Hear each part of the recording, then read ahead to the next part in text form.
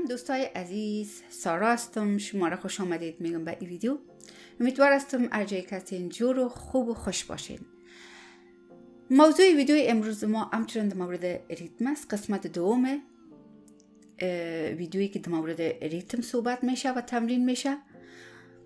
دوستای عزیز، ما همونطوری که در ویدیوی گذشته برای شما گفتم ویدیوهای بسیار متعددی در مورد ریتم می داشته باشه. ریتم توجه و تمرکز است. فقط ما توجه و تمرکز داشته باشیم، تمرین عمیق داشته باشیم.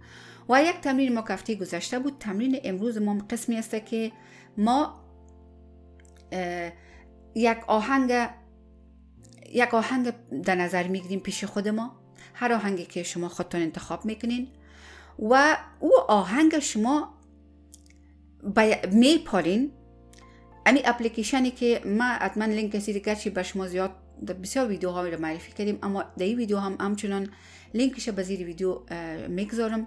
شما در سایت ازی برین و این اپلیکیشن تبلر شما از این دوست افغان عزیز ما در تلفن خود دانلود کنین. وقتی که شما یک آهنگ انتخاب میکنین، مثلا یکی از آهنگای احمد ظاهر است کیستم من آره و دیوانه، یا هر آهنگی که است. ما امروز امید تمرین میکنیم. شما این آهنگ انتخاب میکنین و در این اپلیکیشن میرین و میپارین. اول میبینین که کوشش میکنین خودتون پیدا کنین که چند متر داره.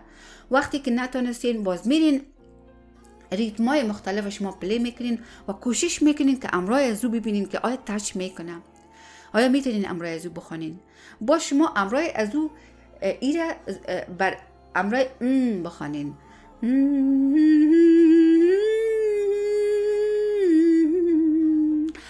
این تمرین هم بسیار خوب است برای که حرکت های گلون ما رو آماده بسازه برای خواندن و همچنان بسیار مخصوص است برای تمرین ریتم.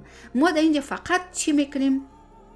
متوجه هستیم که ما چی رقم بخوانیم که امی نوتی را که ما پیدا کردیم که آل به سر سم بخوره، سم امو ریتم، ما هم قسم به مو ریتم نوت ما به بالای امو سم ریتم بخوره، باید از تچ کنه که ما تمام توجه ما سر ازیست. یعنی نه هارمونی استفاده میکنیم، هیچ چیز دیگه نمیکنیم، هیچ چیز، نه نوت ها را میگیم، هیچ چیز، فقط میگیم و این ساده ترین است و بسیار مهم. میریم دوستای عزیز یک جای شروع میکنیم. از اسکیل سی است. من اسکیل انتخاب کردم که به حساب تمپوره را در سی انتخاب کردم و ما ایده خودم پیدا کردم. اما این آهنگ در یک کروا 85 ما انتخاب کردیم. اینجا کروا 85 ایره پلی میکنم و اول میبینیم وقتی که ایره ما پلی میکنم اول میبینیم سم از ایره پیدا میکنیم که سم از امی ریتم کجا است. امرای دست خود، چون دوستای عزیز ریتم همیشه بدن ما باید از ریتم بشناسه. یعنی همیشه هر کسی که هست امرای بدن خود حرکت میده خوده. یعنی اصلا رقص کردن بسیار خوب است برای یاد گرفتن ریتم. و یا هر کسی که دست خود حرکت میده یا پای خود یا کله خود، هر رقم که پیش خودش است. یا کسی هستن که اصلا ای جای حرکت نمیتن، اونا از مغز خود میفهمن که ریتم چی رقم کار میکنه. ما مثلا میریم شروع میکنیم و میبینیم که امی سم امی ریتم در کجا است.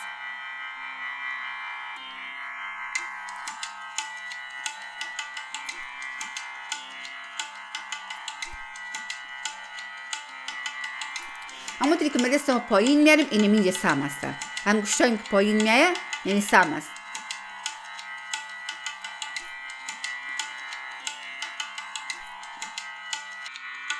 خب ما آله دیگه پیدا کردیم سمشه و حرکت دست ما رو ما متوجه هستیم. اینا رو قسمی میخوانیم که نوت ما اینا همونطور که میکنیم تچ بکنم رای دی. وقتی هم رای سم تچ کرد دیگه رایش دیگه درست میه.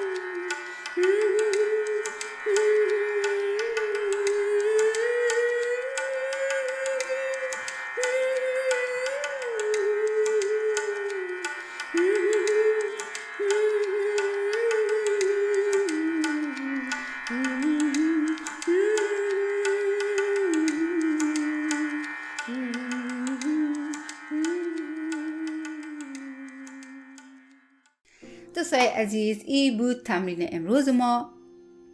بسیار زیاد ساده، بسیار زیاد مفید. دوستای عزیز فراموش نکنین. فقط هم به این شکل میتونین که کسایی هستن که میگن ما هرمونیا نواخته، وقتی که هرمونیا می نوازیم ما نمیتونیم امرای از ریتم متوجه باشیم.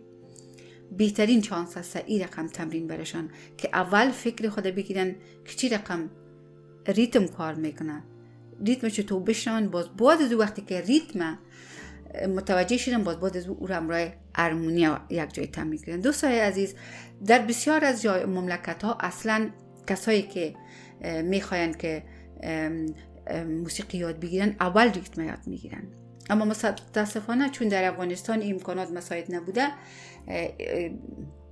مردم نتونستن که درست از اول شروع کنن. از او خاطر است که این پیش از اینکه یعنی شما این تمرین که شما میخواین ریتم تمرین داشته باشین هرمونیا نزنین، اول ریتم باید است که یاد بگیریم. همراه ریتم گوش ما متوجه باشه، مغز ما بلد شوه همراه ریتم. باز بعد از ما وقتی که ریتم بلد بودیم، باز ما هرمونیا رو به ریتم خود ما اتومات به ریتم می نوازیم. باز اتومات خود ما همچنان مغز خودش عادت میگیره که به ریتم بخوانه.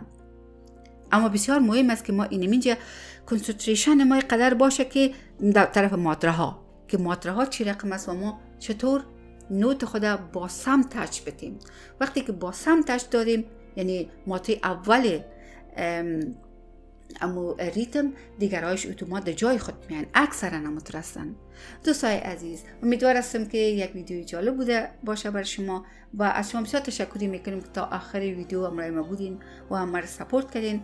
ما ویدیوها در مورد ریتم هنوزم می داشته باشیم. شما هر سوالی که دارین مطرح کنین دوستای عزیز در قسمت کامنت ها و ما تا اندازه که توانم باشه در خدمت شما شاید باشم. دوستای بسیار نازنین، شما را تا هفته دیگه به خدا میسپارم. بای بای.